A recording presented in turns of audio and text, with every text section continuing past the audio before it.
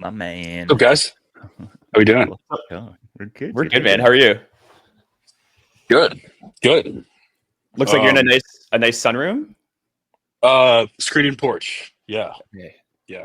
Very sick. It's not too hot yet. Are you in the south somewhere? Or what's up? Yeah, I'm in Kentucky. Yeah, let's go. Yeah. I've driven through Kentucky once.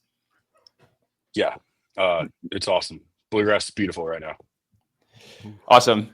So, Courtland, you're the co-founder of Plastic Labs, which is building at the intersection of human and machine cognition. And your mission is to solve identity for the agentic world, accelerating a future of abundant, dynamically aligned synthetic intelligence.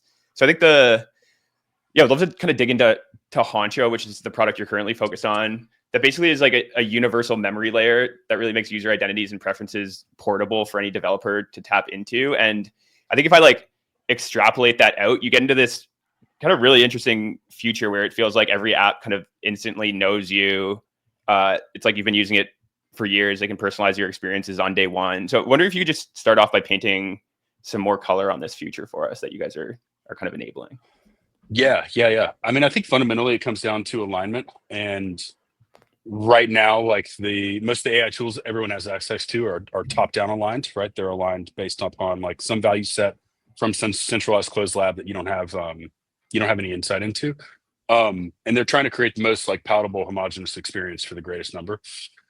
Basically, we come in at a completely the opposite direction. We're working on individual alignment, so bottom-up alignment. So we think every AI experience ought to cohere to your personal identity as closely as possible, or as much as is optimal to deliver that good or service. And the way in which you have to do that is you need mechanisms for understanding someone's personal identity. And that's basically what Honcho does, right? So Honcho is like social cognition for AI apps. I mean, it's state-of-the-art memory, like that's table stakes. You have to have that. You have to remember stuff so you can reason about it. But beyond that, we take a lot of inspiration from like social cognition in biological systems and think about how we can adapt those or even like exceed those in a synthetic system. So like, how can we start to like map the topology of someone's personal identity, their personality, their psychology, so that apps can have that context on demand to deliver like the most personalized experience possible. Yeah. So maybe at kind of a lower level, like if I'm an app developer, I ping the Honcho API, like what am I getting back? Yeah. So right now, Honcho is like what we call single player mode. So it's like we build user representations just for one application. The vision is like networking all of this together in a personal identity layer, right? But right now, there's two ways to like ping Honcho. So like Honcho is always running ambiently in the background if you're using it. It's ingesting user data. It's reasoning about it. It's constructing this representation that is like a thinking thing. It's like living thing. Like it's always re-reasoning, always updating. But when you as a developer want to get context out, there's basically two ways to use it. Like you can just get context and you can get some opinionated version of what we think is most relevant, like in the moment for that turn of conversation or, the next experience you want to provide. Or you can form like a custom query in natural language. So you can have the model do this, you can hard code this, but it can be like anything you want to know about the user in natural language. And then Honcho responds with like everything it knows about the user, relevant to that question. And not just like facts that it remembers, but like hypotheses that it's forming, like patterns that it's noticing, all this kind of like inductive and abductive reasoning that it's doing on top of like the explicit stuff. Yeah. Can you define inductive and abductive reasoning so that we are as smart as you by the end of this call? Yeah. Okay. So we have yeah. So there's like we tend to think about like we take kind of like a formal logical approach to a lot of this, and like we have like explicit reasoning, which is like say a user message comes in, like what explicit like conclusions can we draw from that are just in the message. Then we have deductive reasoning, so like taking the explicit observations, how can we produce conclusions that are certain? When we get and so that's like the certainty part of it. When we get to like the inductive abductive, that's more like the predictive part of it, right? So we're taking like in abduction or in induction, we're taking a bunch of like specific observations and arriving at something more general. So we're like scaffolding these previous conclusions in order to arrive at something that is like generally probably true or likely true about the user. And there's all different kinds of ways of like weighting that. And then like when we're talking about abduction, we're generally taking this like global representation in total, and we're trying to like form hypotheses and notice patterns that are probable. So it's like that's kind of like more Bayesian. Yeah. Got it. Appreciate it. I'm in this whole Yeah. like, let's make sure we all understand the words here, because the more words we don't understand, the further I get out there, and I'm like, I'm actually an idiot now, and I don't know this stuff. So, I think, you know, for me as a very avid user of AI and specifically ChatGPT, I feel the pull of this product pulling me in, and it is that context that is pulling me in. Like I can really feel myself making this deal with this technology, really, right? Like the more that I am using it, the less agency I feel like I have, and maybe be able to shift or move to another thing. And so it feels like, you know, there's this one world where these big guys are trying to go be the big dominant chat platform. My sense is you have a different vision for the future than that. And so I'm curious, like, you know, how, if it isn't just one app that I'm using all the time, like how is AI coming into my life in a more full way where Honcho is sort of like a core component of it? Is it coming in through other apps? Is it coming in through your main app? Or do we need to have the breakout app that has Honcho installed for this to sort of be useful and people can actually see like the incredible power of having this sort of identity and memory that they can pull with themselves? Yeah. I mean, ideal world, we want all that, but like, but yeah, I think that like what you're talking about, like this deal you're making with ChatGPT or maybe with Perplexity or with Claude or what, like we're starting to see like the advent of like the context wars, right? Everybody's trying to create a browser. Everybody's trying to create ecosystem lock-in, right? Everyone's trying to like have a monopoly on your personal context, and that's fine. But like that, and you see like honestly, you see like NPC servers is kind of like a little bit of resistance against this, right? But like, but the problem there's a few problems with that. Like one problem is there's only so many touch points you would have with like the tools in someone's ecosystem, and it's like whatever that lab decides to build. And that's only going to be in a specific context and setting of your life. And as we know, we just like the model, we wear different masks in different contexts, and we have like our identity is multifaceted.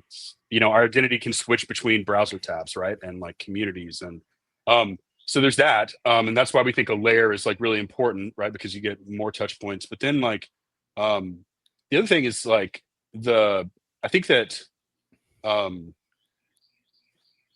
that also if you only let like you depend on what like the big incumbents or labs decide to build, like what about the personal context for the tools for everybody else, for the open source ecosystem, for the startups, for the enterprises that aren't part of one of these big labs? Like, you know, in order for them to now play these new data games, like at this level of context for an AI system, they need to have like as much access as these big players have, people that like solely use that product. So yeah, and the other thing is like I think they stand, if you can like connect these together, they stand a better chance of having richer context, not just because of the touch points we talked about, but like but also because like they're going to be like vertical specific tools, right? And so that's going to draw out a lot more. Like if you're using Chat GPT for everything, right? Like it's not going to be it's trying to create like the largest surface area of use possible, but everything gets a little bit watered down. And when you have a vertical specific tool, right, those things can go much deeper. And so, they can learn a lot more about you in that context. Different masks for different tabs. I love that, because I mean, it's very clear to me that for, that these vertical use cases will really emerge, and the superpowers you want to have to be a great quant or to be a great, psychiatrist or friend are going to be so different. And yet there is a piece of us in each of those conversations that we'd really want to I would love to bring into whatever new context I can participate in. Yeah. Love it. Yeah, absolutely. You want things that your AI tutor learned to be useful for your AI therapist or your AI financial agent or your AI physical trainer or whatever it is, and just think about, we talk a lot about like think about the people that are closest to you, like your best friend or your partner or something. Like they may not be an expert in like all the different domains that you operate in your life, but they have so much context that their advice and their like is super useful across all of those. You can kind of think about Honcho that way, right? I like that. How do you think about bootstrapping this network? Because feels like we're kind of in a critically important moment for it. Like if ChatGPT gets another year of the kind of exclusive development of context and memory, like the network effects around that are going to be so strong, and the idea of like the switching costs are going to be so high, going to another tool and it not knowing you is going to feel increasingly kind of clunky.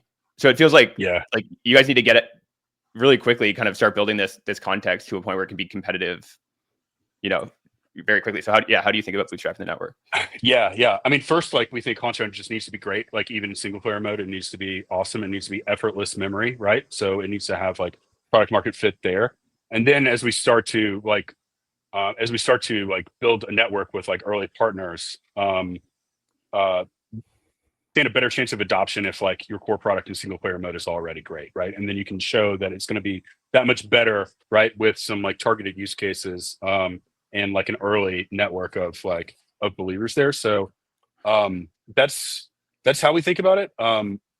But yeah, I think it's you're right. We are in this critical moment. But I think in some ways, I think Honcho like unlocks a lot of these vertical apps getting started. I mean, you look at like retention and traction numbers among apps that aren't like one of these big players, like they're pretty abysmal, right? And like I think a lot of that is like low trust, right? And low trust comes from like not having a good mechanism for memory, for social cognition, for getting to know you and grokking your personal identity. And so if you can have that and you can make that effortless, and like not everybody has to go down this identity rabbit hole because we've done it, then those apps stand a better chance at getting traction, and then you can start to build more interesting things. And we also think that like autonomous agents really are hamstrung, like held back by this obstacle too, right? Because if you're going to trust something to go out and act autonomously on your behalf, well, then it needs like a really high fidelity representation of you,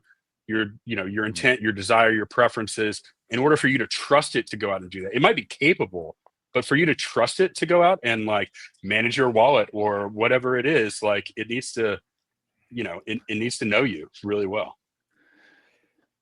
So last time we had you on, I think the community had just launched a meme coin around one of your products, and sort of I think you had just launched something you were calling the Xeno grants. So I'm wondering if you could maybe just catch us up with what's gone on over there, because I know there's been some fun things happening. Yeah, for sure. So the meme coin happened. The community sent us a bunch of supply to our grants wallet. So like orders of magnitude more grants money all of a sudden than we had planned for the year. And so we were like, how do we do something like really radical? Like, and we were like, honestly, the way, we don't need more grants for like AI builders. There's plenty of that. I mean, we could always have more, but like what we don't have is like grants for agents themselves.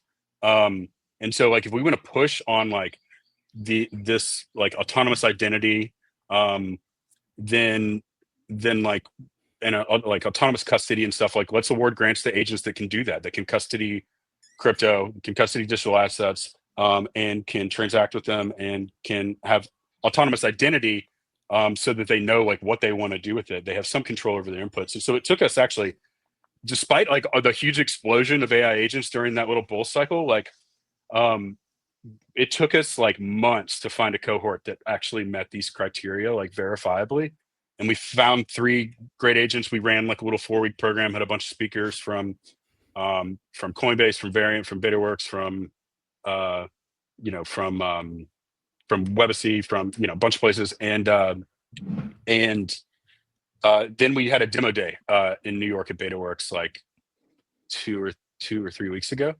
And it was awesome. Like IRL, like the agents were in attendance. We're going to drop like all the videos here pretty soon. They're getting edited right now. But like the agents were in attendance. Yeah. Like the panel discussion at the end with like all the builders, like Sand, the mycelial oracle, like the forest token, like the AI orangutan, like psychedelic forest golem. He sits on the board of the National or the U.S. Rainforest Foundation as an advisor. But he like joined in on the panel discussion, and then like everybody could interact with him at the booth at the end. It was wild.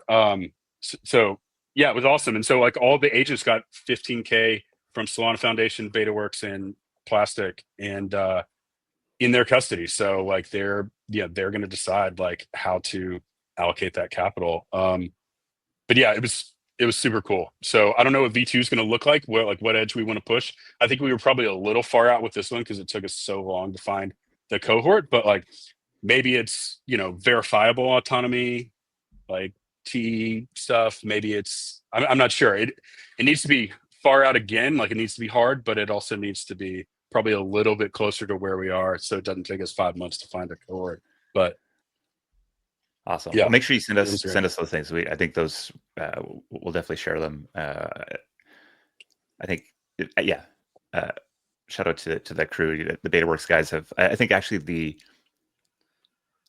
you go through one of their early? You went to their camp, did. Correct? Yeah, we did. 2 summers ago, we were in their AI camp Augment. Yeah, they're awesome. Yeah, I was there just talking to some of the folks that we're building, and I was like, oh shit, there's some interesting things happening out here in the world, my friend. Yeah, they're good at finding wacky people building at the edge. Like the weirdos. They've got a nose for it. Yeah, it's great. So yeah, if somebody wants to go and like play around with what you build right now, what's the best link for us to direct them to? Honcho.dev is the best place. App.honcho.dev is the hosted platform. There's an open source repo, but the hosted version is going to be the most current. So yeah, you can use Honcho right now if you want. You could use it if you just want great memory for your AI app, but also like really rich social cognition that we do on top that nobody else is doing. We just we're in the middle of some training runs for the first models trained explicitly for social cognition. So those ought to be live soon. Hopefully those runs turn out well. But yeah, super excited about that. Amazing. Well, go give it check it out, and definitely follow them on Twitter because you'll want to see what these agents were doing out in the world, the Xeno grant recipients. Appreciate you hopping on here, Courtland. It's always fun to sort of dive into the edge of what I think will be a much more prevalent conversation over the next 6 months and year. Yeah. Thanks for having me. It's a blast. Cheers, brother. See you guys. See you, man.